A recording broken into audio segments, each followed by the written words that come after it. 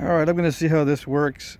There's going to be some wind noises. I just reviewed the last video and there was some wind noises, so I apologize for that. I don't have one of those fancy fuzzy microphones. Anyway, I'm going to be doing some bifaces that are smaller than the ones I just filmed. Actually, I'm going to be reducing spalls down to these little bifaces. So first stage would be this right here, this type of biface. Save up a bunch of those, and then save up a bunch of spalls like this here, and do this type of work. This is called Clifton Agate, right? I wanted to get that on film before I forgot. I think it's raw. Anyway, I was just napping on that. It's not that easy to nap, although long flakes will run on it. Nice stuff. All right, so I'm going to put that aside and then move on to the next one. I got a bunch of, I have a bunch of hunting points to do. That's one of my least favorite things to do, and it's not because I don't like the hunting points. It just takes time.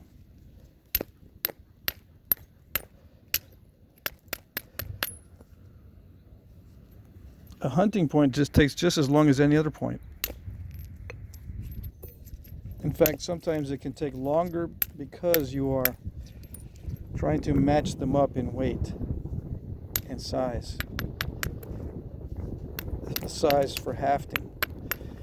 You know, to haft on an arrow, 9/32 or 11/32 diameter,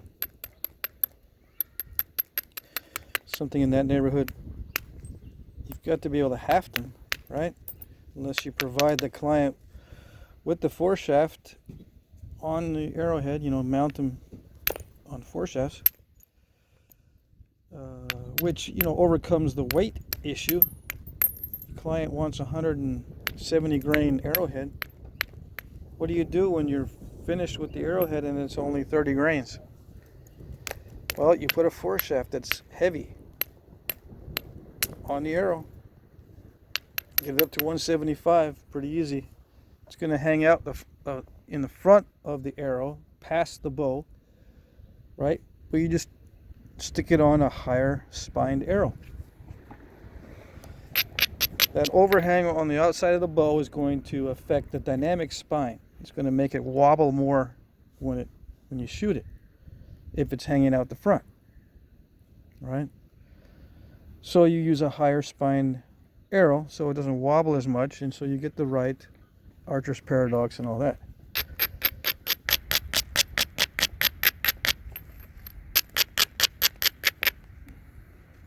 So the hunting points are not necessarily more difficult. It just takes time for not much return on investment. But I have a lot to do with those.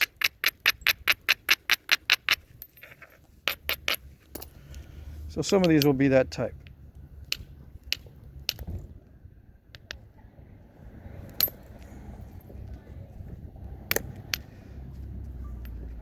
This one will probably be an atlatl dart point.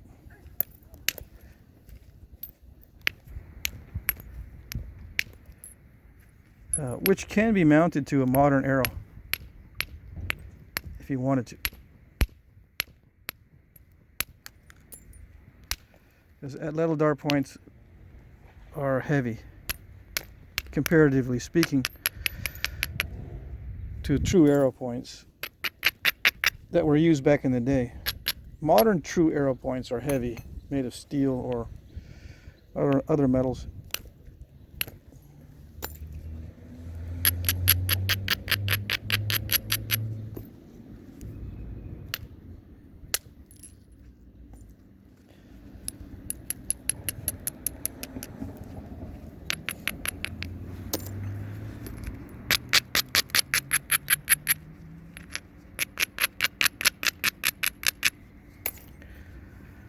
Okay, at some point I switch over to Indirect Percussion.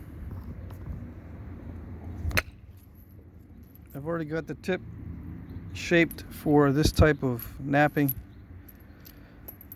A little bit sharper tip so I can produce these longer, more narrow flakes.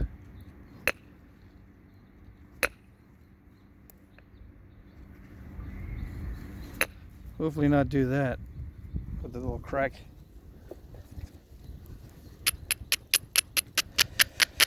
I could be using copper for this type of operation for the indirect percussion, but it's not as easy as using a rod. A copper rod will bend and it'll get, misshapen. You have to keep adjusting the shape again and straighten it out. It doesn't have to be straight, but it works better if it is. That way you can turn it to get a clean area. You turn it, then strike, and if it's getting beat up, you turn it, strike. If it's all crooked, it'll go this way or that way. Anyway, so you keep them straight so they can be rotated. Same with a natural material tool that you're holding with your leg or with a strap. You can turn it. If you got a curved natural tool on the end of a stick and you're using that in the same position every single time, you're limiting yourself. You won't be able to turn it as it wears. If you got a straight one, perfectly straight, okay, you're fine. But I've seen most of these avo nappers, or natural material nappers, sorry, they lock themselves into very confined techniques. I don't know why they do it. I think maybe it's because they have a confined mindset. I probably shouldn't say that, but loosen up a little bit.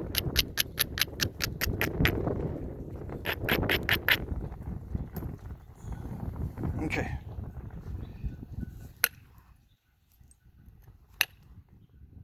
The sun's going in and out. Wind is gusting slightly.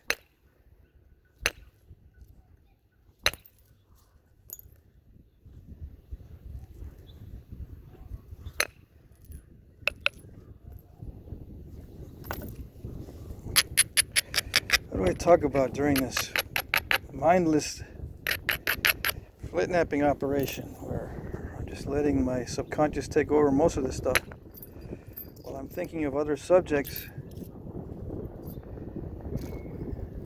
Let's analyze this for a second, okay? Did I follow a ridge? First of all, did I follow a ridge? Can you see?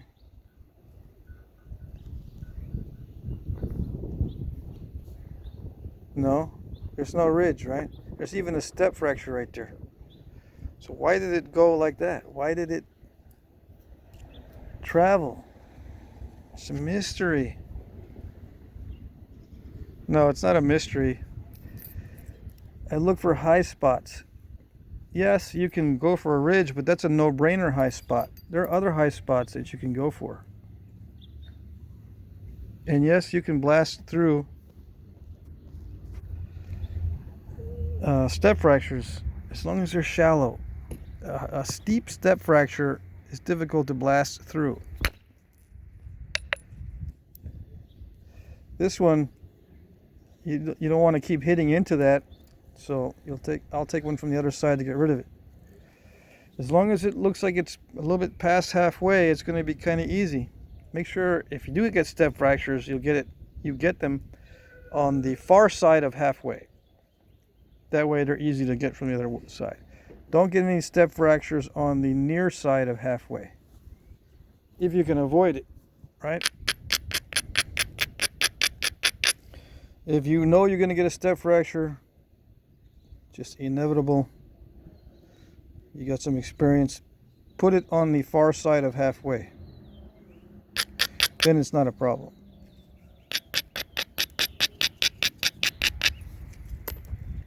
I know it's pretty obvious, but it might be a eureka moment for somebody, or an aha moment.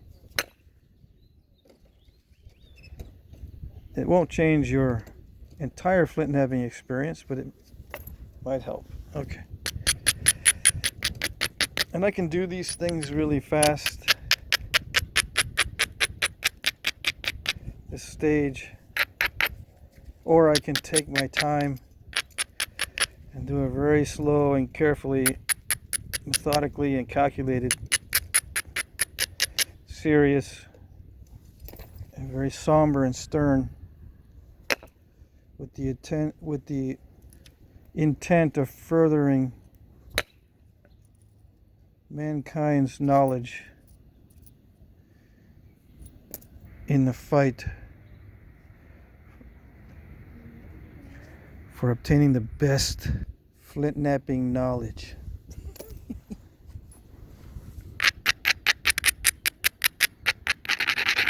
Who's got the best Flintknapping knowledge? Who's got the best talent? Because talent equals knowledge, right? I won't get into these too much into this philosophical stuff while I'm napping, unless I get bored.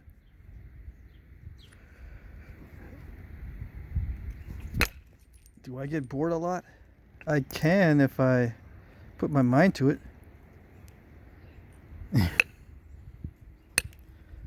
If I work hard enough at it, and if I find it interesting, I can get myself bored. All right. What happened there? I'm trying to run that ridge and nothing happened, which means I'm probably screwing up the platform with incipient cracks.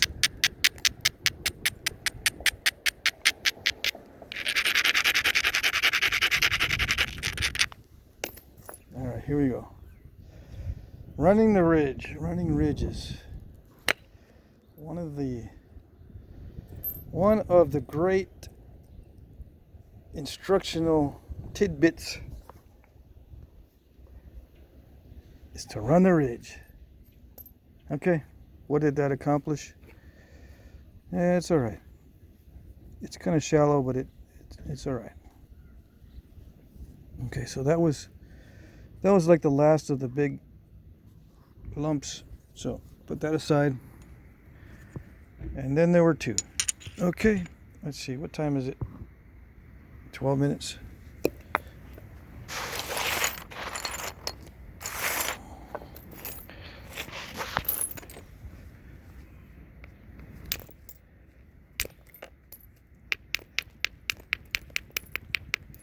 Oh, shaking the camera. What is shaking the camera? Oh, the cord. I've got the cord on my lap, and if I shake, it pulls the camera.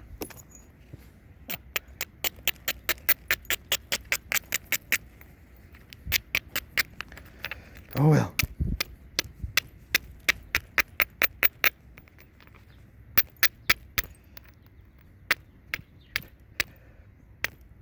Abrade and strike at the same time. Use it like a hammerstone. Use the modern abrader like a hammerstone. My friend Dawn gave me this abrader from a really big, fat, gigantic, what I assume is a gigantic grinding wheel. Here's original center hole. I think he has one or had one just like it, and it's lasted him years, right? I think this is less than a year old, maybe about a year old. These things don't last me years. I don't know what it is.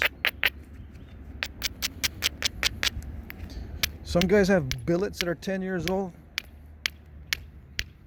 The only billet that's 10 years old in my stuff is the one I don't use. Ever.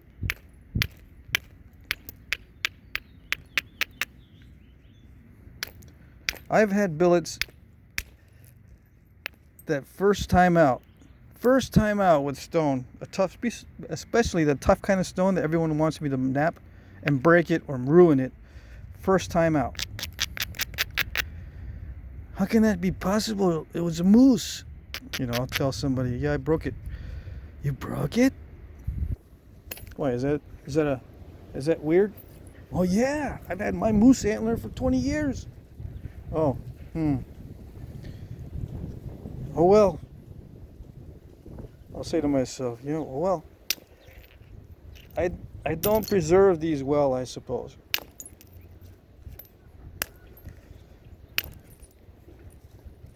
Okay. Maybe that's why I messed up my wrists.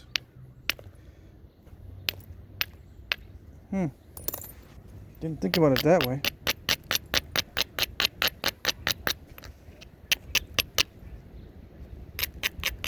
I should stop napping the really tough stuff. Yeah, that'd be good.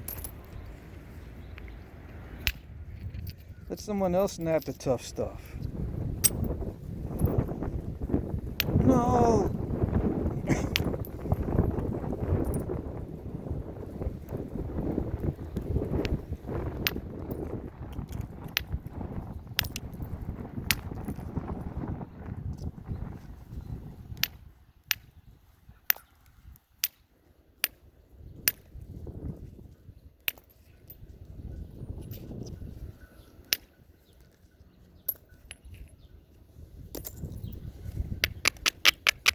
So you might ask me, how in the heck do you break a moose antler billet?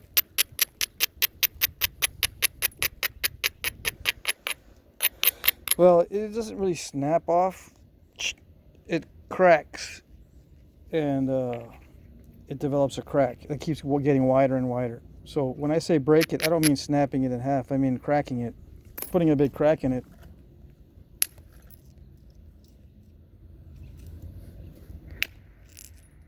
Because I'm testing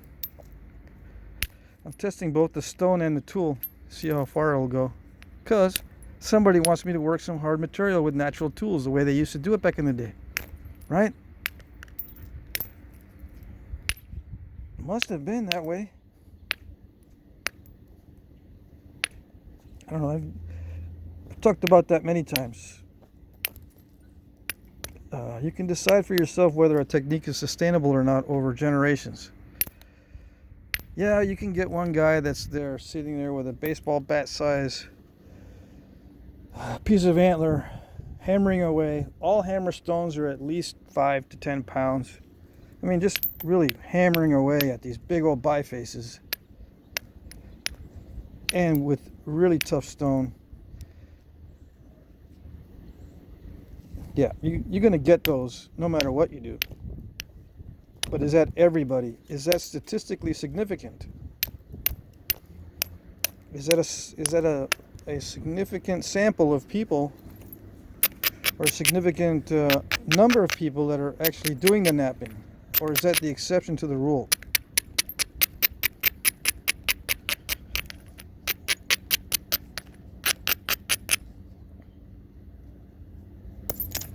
All right, that's a good question.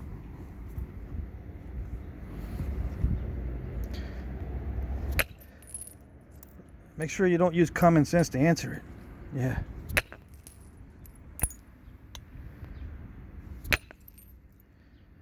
All right, here you go. A little bit of trimming and we'll be all set. Let's see, what time is it? I have my sunglasses on, but not my glasses. Let's see. I still can't see. I don't know. I guess I'm gonna have to wait till this thing runs out. Keep checking to see if the red light button is on. I don't think it's too much time yet. Let's see.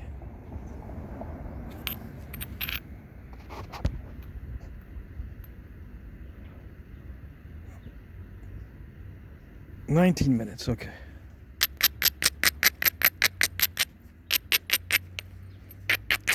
But it's just so nice. I don't want to go in the shade.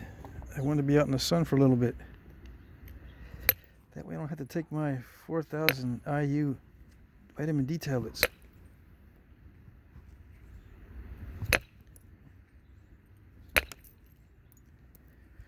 Alright. That cord, I need to somewhere. I have phone charging, right, while I'm doing the video, because if I don't, it burns through my battery. And I'm wondering why it didn't upload. Why the video didn't upload. Oh, dang it. I only had 12% on my battery. And I've been waiting all this time for it to upload, and it's just been sitting there dead. Okay. So I put the cord on every time I film.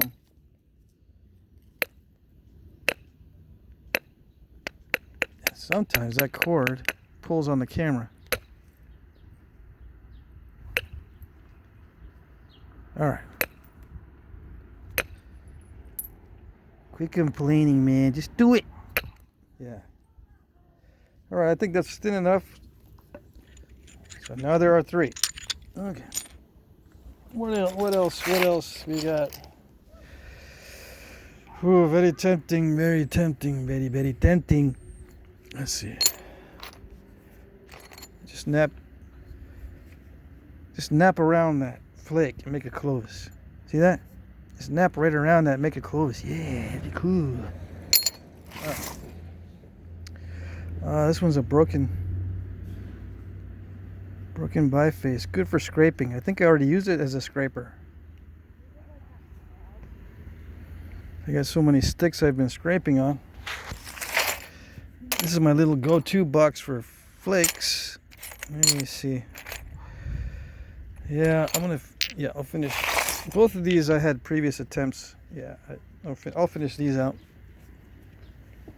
Okay, so let's see.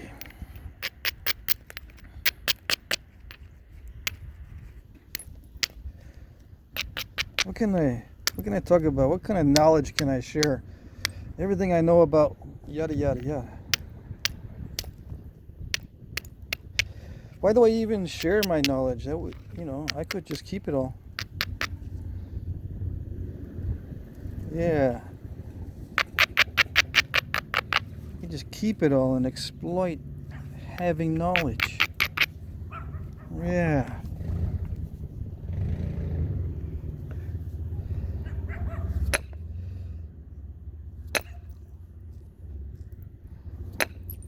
Use the gap between your knowledge and my knowledge and exploit it. Yeah. No, the reason why I share is something I call the Veger Effect. You Star Trek nerds know what I'm talking about as far as Veger goes. Right? Star Trek, remember Veger? Veger is a probe sent out from Earth to gather information. It went outside the solar system. We lost track of it. I think why is it called Veger? Well, in the movie, it's kind of stupid, but part of the name of the probe was scratched out or covered with some kind of corrosion. Captain Kirk wiped it clean, and it was Voyager. It's Voyager, not Veger. So the Voyager probe got picked up by aliens, and the aliens looked at its programming and said, this is a probe that is designed to collect information and send it back to Earth. Okay, well, let's give it everything it needs to do that mission. Because these aliens were actually sentient robots, sentient machines.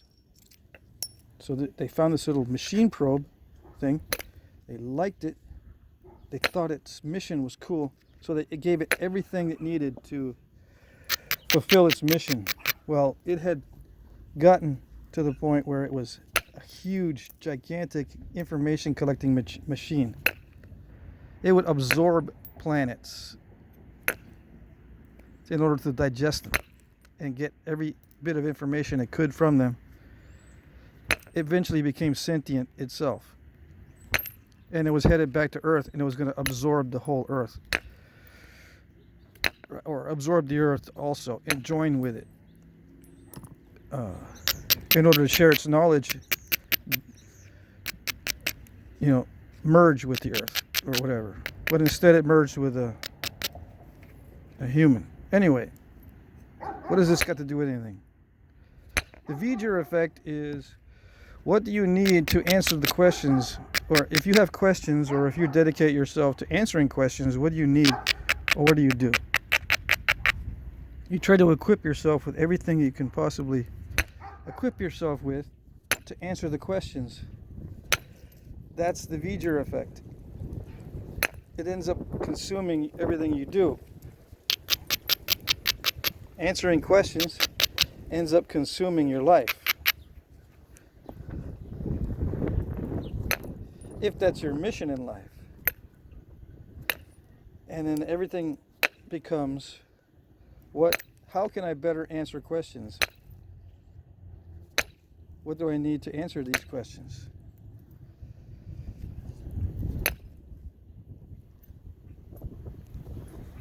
So in order for me to answer questions, I've got to dive into it.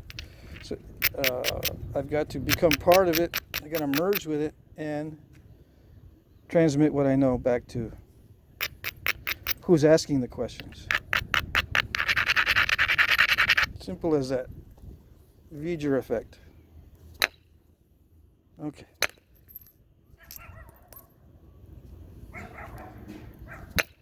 It's not a bad pursuit.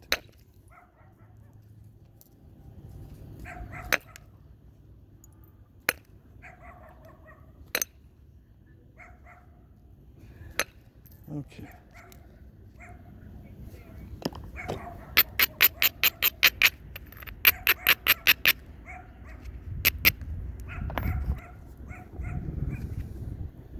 Who's going to go out and watch the movie now? Nobody. You're talking about a movie? Yeah, for those of you who are just tuning in, rewind it a little bit. I was talking about a movie.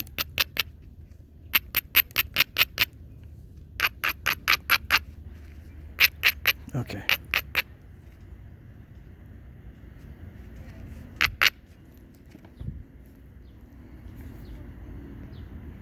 If that was out of focus the whole time, I apologize. I'm trying to zoom in without knowing if I'm zooming in. I'm not going to film very much in the sunlight after this experience, because I can't see the screen. I think it says 22 minutes. I can see if I'm centered, but I can't see details. All right. And when I review this one, it'll be already after I upload it. So I think even if it's not that great as far as video quality, I won't delete it on you guys. I'll just keep it up.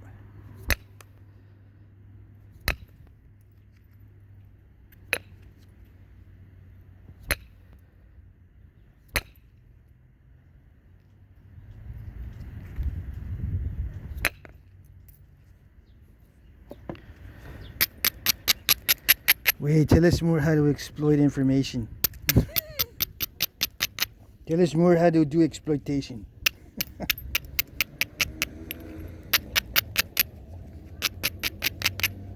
I say stuff like that because I've got kids, right? So I kind of know how their mind works.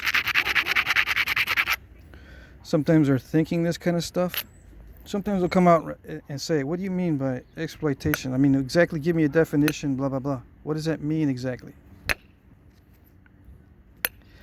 Well, that means if I know I have a differential in my information than you do, and then I show you that I do, when I show you that I have a differential in my information, it puts me in a position of advantage. How much do I know?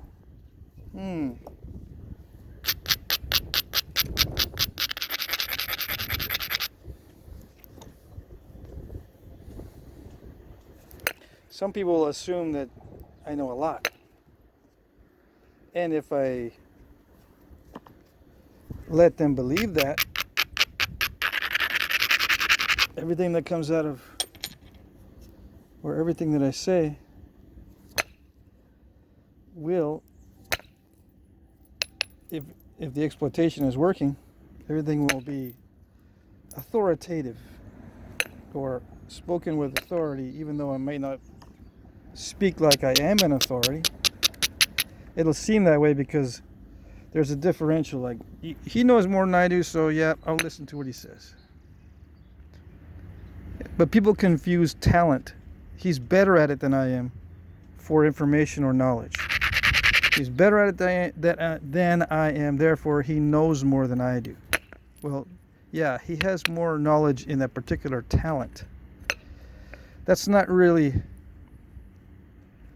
the kind of knowledge that is philosophical. It's technical.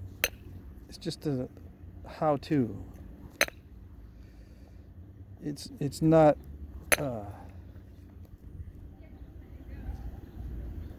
it doesn't answer all the questions. It just answers the how-to. If that's all you want, then it's fine. But there's the why as well. There's also predictive analysis.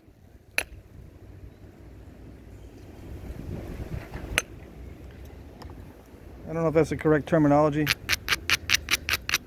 There's predictive ability in knowledge.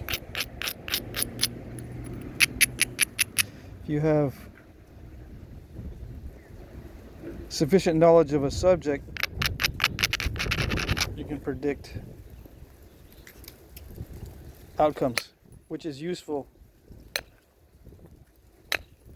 And again, you can also predict outcomes with talent. But what about predicting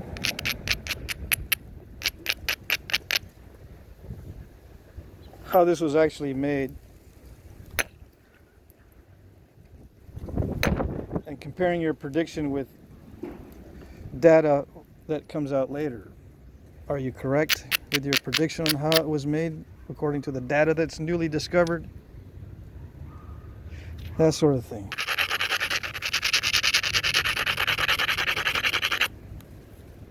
All right.